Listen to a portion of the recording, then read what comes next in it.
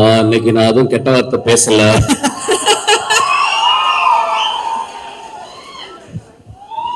ஒரு கொம்பு அறுத்து எடுத்துட்டாங்க, அதனால ஒரே ஒரு கொம்பு தான் இருக்கு. ஆக்சுவலாக நான் வரக்கூடாதுன்னு நினைச்சேன். ஒரு 1 year I want to take a sabbatical leave on the stage, from the stage or whatever fuck it is. Sir? But ஆனால் 3 பேருக்காக இந்த மேடையில் வர வேண்டியிருந்துச்சு. ஒன்று வந்து நான் ஒரு படம் ஒர்க் பண்ணேன் அகரம் சாரோட. He never behaved as a producer. He behaved as my father actually. He loved my film. He loved every process of my filmmaking. அந்த படம் பெருசாக அவருக்கு வந்து ஒரு பிரேக் ஈவன் தான் பண்ணியிருக்குன்னு நினைக்கிறேன். பட் இன்னும் சொல்லுவார், என்னுடைய கம்பெனி எடுத்த பெஸ்ட் படம்னு சொல்லுவார். ஸோ அவருடைய அன்புக்காக இந்த படம் மிகப்பெரிய வெற்றி படம் அவருக்கு. அவர் வந்து ஒரு மிடாஸ் டச் மாதிரி, whatever he touches it will be a hit film. அந்த மிடாஸ் டச்சிலேருந்து 2 குழந்தைகளை பெற்றெடுத்திருக்காரு. ரொம்ப எக்ஸ்ட்ரானரி சில்ட்ரன். எனக்கு தெரிஞ்ச இந்த ஏஜில் இந்த 2 குழந்தைங்க ஒர்க் பண்ணுற மாதிரி கிட்டத்தட்ட everyday they come to the spot வந்து பார்த்து ஒரு 8 hours உட்காந்து என்ன நடக்குதுன்றதை தெரிஞ்சுக்கிட்டு the support they gave for the encouragement to the அஸ்வத்தோல் எல்லாருக்குமே ஃபென்டாபிளஸ். அந்த 2 குழந்தைகளுக்கும் இந்த வாழ்த்துக்கள். அப்பா உங்கள்கிட்ட கூப்பிட்டு போயிருக்காரு, நிச்சயமா நீங்க நல்ல படங்கள் எடுப்பீங்க, என்னுடைய மனதார்ந்த வாழ்த்துக்கள். அதுக்கப்புறம் வந்து பிரதீப், கடைசியில் வரேன்டா உனக்கு. பிரதீப் வந்து ஒரு ப்ரூஸ் லீ அவன். ஆக்சுவலா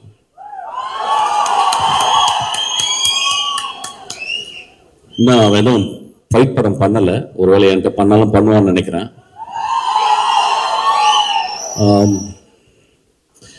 ரொம்ப நாளைக்கு அப்புறம் சினிமாவில் வந்து ஒரு யங் ஸ்டாரை நான் பார்த்தேன். ஆக்சுவலாக ஒரு பிரைட்டஸ்ட் ஸ்டார். ஆக்சுவலி அது வந்து லக்காலையோ யார் பின்னாடி இருந்து புஷ் பண்ணியோ அப்படிலாம் வரல.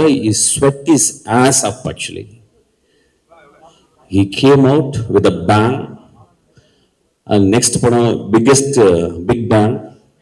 அதுக்கப்புறம் ஆக்டரா அந்த படத்தில் வந்து ரொம்ப ரொம்ப சென்சிபிளாக நான் பார்க்குறேன்.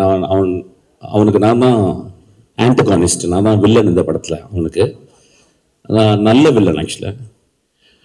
ஸோ எனக்கும் அவனுக்கும் நாங்கள் நிறைய சீன்ஸ் வரும்போது நாங்கள் இன்டராக்ட் பண்ணி பேசுவோம். இஸ் மோஸ்ட் டெடிக்கேட்டட் ஆர்டிஸ்ட் அவன். ஆக்சுவலாக ஒரு வெரி டைரக்டர் ஃப்ரெண்ட்லி ஆர்டிஸ்ட். இன்னைக்கு இருக்க நிறைய ஆக்டர்ஸ் அந்த மாதிரி கிடையாது. ஒரு கிளாப் பண்ணுவோமா? நான் ரொம்ப முக்கியமான விஷயத்த சொல்றேன்.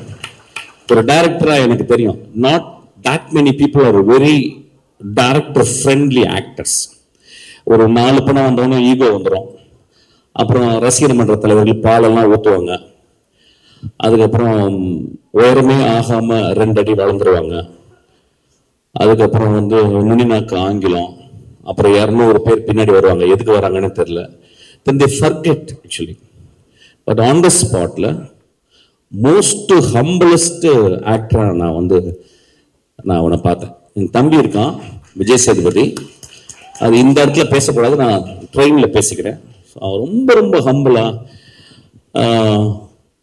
இப்போ வேற ஏதாவது பெரிய ஆள சொன்னா சொல்லுவாங்க, உடனே அடுத்த படத்துக்கு ஐஸ் வைக்கிறதுக்காக பேசுறாங்க. ஒரு வெங்காயமே வேணாம், டே பிரதீப் எனக்கு படம்லாம் கொடுக்க வேணாம் நீ. ஒரு கேரக்டர் ஆக்டர் ப்ரிப்பேர்ஸ் அப்படிம்பாரு ஸ்டானிஸ்லாவ்ஸ்கி. அதை படிச்சிருக்கானு தெரியல, நான் படிச்சிருக்கேன். பட் ஆனால் அவன் வந்து very few books he has read on film making, like save the cat அந்த மாதிரி 2-3. So he is so meticulous about this character. அவன் dialogue it was very astounding to be with him actually. எனக்கு இந்த ஒரு சின்ன ஏஜில் இவ்வளவு ரசிகர்களை வந்து அவன் எப்படி, நான் நிறைய அவனை பற்றி எங்கள் அசிஸ்டன்ஸ்லாம் பேசியிருக்கேன். ஆக்சுவலாக நான் சொல்லும்போது அசிஸ்டன்ஸ் நம்ப மாட்டாங்க அசிஸ்டன்ஸ், ஏன்னா அசிஸ்டன்ஸ் என்னையோட திமிரு பிடிச்சவங்க. அவன் இல்லைடா அவன் ரொம்ப பிரைட் ஃபெல்லோடா, அவனுக்கு ரொம்ப இருந்தான். சார் என்ன சார் சொல்கிறான், என்ன பெரிய வெங்காயமா சார் அப்படிம்பாங்க. இல்லைடா வெங்காயம் தான் அவன் வந்து அவனுடைய டெடிக்கேஷன் நான் பார்த்தேன்டா. அப்புறம் ஒரு குசாட்டிக் சென்சிபிலிட்டி அவன்கிட்ட இருக்கு. ஒரு சென்சிபிலிட்டி, ஒரு மாதிரி சென்சிபிலிட்டிடா அது வந்து அவன் டெவலப் பண்ணியிருக்கான். I think is going to scale heights அவங்க கூட ஒர்க் பண்ணது வந்து ரொம்ப ப்ரௌடாக ஃபீல் பண்ணுறேன். அதுக்கப்புறம் தம்பியோட ஒரு நாள் அவங்க கூட ஒர்க் பண்ணேன். ஸோ ஐ திங்க் நாங்கள் ஒர்க் பண்ணிகிட்டே இருக்க போகிறோம் நிறையா ஆஸ் அன் ஆக்டராக. சூப்பர்டா, பியூட்டிஃபுல்டா, லவ் யூ. உனக்கு நீ 200 வருஷம் வாழணும். நீ ரொம்ப நல்ல பையன். இதே மாதிரி இருடா, இன்னும் ஒரு 50 வருஷம் ஆனாலும் அப்படியே இருடா. உனக்கு வெற்றிகள் வந்து குமிஞ்சிக்கிட்டே இருக்கும் உனக்கு. ஆக்சுவலாக I know that you are a very good hearted fellow. Actually, I know that. It's very, very rare in cinema, actually. You have to understand and nurture it. Then Ashwath வந்து very terrible director to work with, actually. ஏன்னா அஸ்வத் வந்து 2 விதமா advice. Ashwath வந்து எப்படின்னா வந்து ஸ்பாட்ல இருக்கும்போது ரொம்ப டிக்டேட்டரியில் இருப்பான். அதாவது வந்து ஒரு டயலாக் பேசும்போது கூட நானும் பிரதீப் நம்ம கேள்வி பண்ணிப்போம். பிரதீப் லைட்டாக மிஸ் பண்ணுவான். உடனே வந்து இல்லை அப்படி பேசக்கூடாது, இப்படி பேசி, இந்த வார்த்தையை இங்கே பேச அப்படிமா. அப்புறம் நடக்கும்போது ஒரு ஸ்டெப்பு விட்டு 2 ஸ்டெப் இப்படி போகக்கூடாது, ஒரே ஸ்டெப்பு தான் அப்படிமா. நாங்கள் 2 சிரிச்சுப்போம் ஆக்சுவலாக. பட் நாங்கள் 2 பேரும் டேரக்டர்ஸ், எங்களுக்கு தெரியும் நாங்கள் இருக்கும்போது நாங்கள் அப்படி தான் இருப்போம். ஸோ ஒரு டேரக்டர் அப்படி தான் இருப்போம். நடிகராக இருக்கும்போது எங்களுக்கு கஷ்டமா இருக்கு. டேரக்டராக இருக்கும்போது அந்த ப்ராசஸ் வந்து we cannot enjoy, but we have to understand, actually. So such a hard working, very smartest guy. ரொம்ப சிம்பிளாக அந்த படம் ஹிட் ஆகும். படம் பெரிய ரொம்ப எகிரி குச்செல்லாம் அப்படிலாம் பண்ணணும்னு இல்லை, ரொம்ப சாதாரணமாக அந்த படம் ஹிட் ஆகும். ஏன்னா இந்த படத்தில் ஒரு அழகான மாரல் சொல்லியிருக்கான். ஒரு மாரல், அதாவது இந்த காலத்து இளைஞர்களுக்கு சொல்ல வேண்டிய, இந்த காலத்து இளைஞர்களுக்கு எப்படி சொல்லணுமோ அந்த மெத்தடில் ஒரு மாரல் சொல்லியிருக்கான். So it's a story, it is not a simple story, it is a deeply ingrained in morality. எனக்கு அதனால தான் அவனுக்கு ரொம்ப பிடிக்கும். ஒரு காலேஜ் பையன் வாழ்க்கையில எப்படி இருக்கணும் அப்படின்றத அவன் அனுபவத்தை வச்சு வீவ் பண்ணி சொல்லியிருக்கான். So it is a very, very important film. சொன்ன விதம் வந்து ரொம்ப ஹாப்பியா, என்னை மாதிரி சீரியஸாக சொல்ல மாட்டான். எனக்கு வந்து இப்போ நான் வந்து ஒரு லஞ்ச் சாப்பிட்டேன்னா அட்லீஸ்ட் ஒரு தலையாவது ஒரு லஞ்ச் பாக்ஸ் மேலே இருக்கணும், இல்லைன்னா லஞ்ச் சாப்பிட்ட மாதிரி இருக்காது. பட் அவன் ரொம்ப கூலாக நிறைய பெண்கள்லாம் வச்சு ரொம்ப ஹாப்பியாக சொல்லியிருக்கான். It is a methodology, different methodology. But he's a very, very meticulous director. Direct பண்ணும்போது நிறைய டேக்ஸ் வாங்குவான். அதுதான் ரொம்ப சந்தோஷப்பட்டு நான் டப்பிங்கில் போயிட்டு அப்பா ஃப்ரீயாக போனேன்னா டைரக்ஷனோட டப்பிங்கில் நிறைய டேக் எடுத்தான். நான் வந்து ஒரு 4 டிஸ்பிளேஸ்மெண்ட், ஒரு நிறைய ஊர்கள், காரைக்குடி, திண்டுக்கல், மதுரை, மெட்ராஸ், யூரோப்லாம் நிறைய போயிட்டு வந்திருக்கேன்னா. ஆனால் அவன் ஒவ்வொரு வார்த்தையும் சொல்லிக் கொடுப்பான். சார் இங்கே வாங்க அப்படின்றத இங்கே வாங்கன்னு சொல்லுங்க. நான் சொல்லுவேன் இங்கே வாங்க, இல்லை சார் அப்படி சொல்லக்கூடாது, இங்கே வாங்க அப்படி சொல்லுங்க சார். எனக்கு ஒன்றும் டிஃபரன்ஸே புரியாது. கடைசியில் அவன் சொல்ல நான் திருப்பி ரிப்பீட் பண்ணி அவன் சொன்ன மாதிரி இங்கே வாங்க அப்படின்றேன். ஆக்சுவலாக அந்த அளவு மெட்டிகுலஸ். இது ஏன் சொல்ல வரேன்னா, see these are all strengths. இதை ஏன் நான் ஹைலைட் பண்ணி பேசினா, these are all strength. நீ கடைசி வரைக்கும் அப்படிதான் இருக்கணும். you are going to scale heights again. But என்னன்னா நான் என்ன சொல்றேன்னா, அடுத்து உடனே இன்னொரு ஜாக்பாட் அடிச்சிட்டேன், சிம்புக்கு படம் பண்ணிட்டேன். மை அட்வைஸ், ஏன்னா ஏன் சொல்றேன் அட்வைஸ் சொன்னா, என்னுடைய நிறைய லெக்சர்ஸ் வந்திருக்கான். அது வந்து ரொம்ப ஹம்பிளா என்கிட்ட சொல்லியிருக்கான். உங்க இன்டர்வியூஸ், உங்களுடைய லெக்சர்ஸ் எல்லாம் நான் கண்டினியூஸா வந்து பார்ப்பேன் சார், பெரிய இன்ஸ்பிரேஷன்ஸா சொன்னா. நான் என்ன பண்ண சொல்றேன்னா, இப்ப you are a very, very talented man. The stories which you are telling is to next steps. And I want you to have a big leap into an extraordinary storytelling, because you have to live up to that. You have a greater talent. You please understand that. அவனுக்கு ஒரு பெரிய claps கொடுங்க. இந்த படம் வெற்றி படம், அடுத்த படமும் வெற்றி படமா தான் இருக்கும். ரொம்ப சென்சிபிளா ஒர்க் பண்றான். இதை நிறைய அசிஸ்டன்ட் டைரக்டர் வந்து புரிஞ்சுக்கணும். அவன் வந்து ஒரு ஷார்ட் ஃபிலிம் மேக்கரா இருந்து, ஒரு இன்ஜினியரிங் படிச்சுட்டு, கிராஜுவேட் படிச்சுட்டு வந்து சினிமா மேல பேஷனா இருந்துட்டு ரொம்ப அழகா எப்படி கதை சொல்லணும்னு சொல்லியிருக்கான். ஆக்சுவலா நாங்க ஒரு கேள்வி கேட்கும்போது அதுக்கு வந்து 6 பதில் வச்சிருக்கோம் ஒவ்வொரு கேள்விக்கு. So it is so beautiful to work with him. வேற என்ன பேசுறது, கான்ட்ரவர்சியெல்லாம் பேசுறதுக்கு எனக்கு டைமும் இல்லை, நான் சீக்கிரமா போறேன். பேட் கேர்ள்னு ஒரு படம் வரவே இல்லை. அதை வந்து அமுக்கிட்டோம். அதுக்கு பல காரணம் சொல்லிட்டோம். அந்த பேட் கேர்ள் எடுத்தது ஒரு பெண். அது பல காரணங்கள் இருக்கலாம். அதுக்கு போராட வேண்டிய காரணம், அதுக்கு வந்து எல்லாமே சொல்லலாம். ஆனா ஒரு பெண் எடுக்கப்பட்ட ஒரு படத்தை வெளியே வரவிடாம ட்ரைலர் வந்ததுனால அந்த படத்தை கீழே போட்டு அமுக்கிறது வந்து இட் இஸ் சோ அன்ஃபேர். இங்க நம்ம ஒரு நல்ல படத்துக்காக உட்காந்து, ஜாலியான படத்துக்காக எல்லாரும் கை தட்டுறோம். ஒரு பெண் உள்ள உட்காந்து கலங்கிக்கிட்டே உட்காந்துருக்கா. எனக்கு அது மனசாட்சியை உறுத்துது. So I just want to talk about this. I want to record this.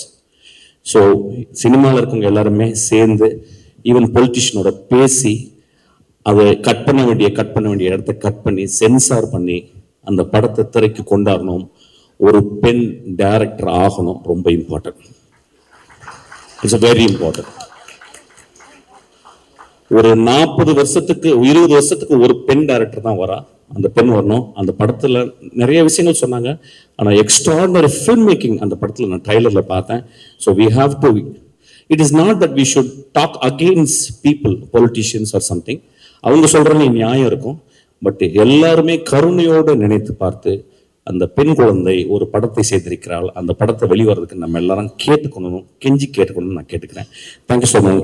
Thank you so much. So it's a great evening. அவ்வளோதான். I am getting bored. I am leaving. Thank you sir. Thank you sir. Sir ஒரே ஒரு உங்க பெர்மிஷனோட ஒரே ஒரு கேள்வி மட்டும் sir.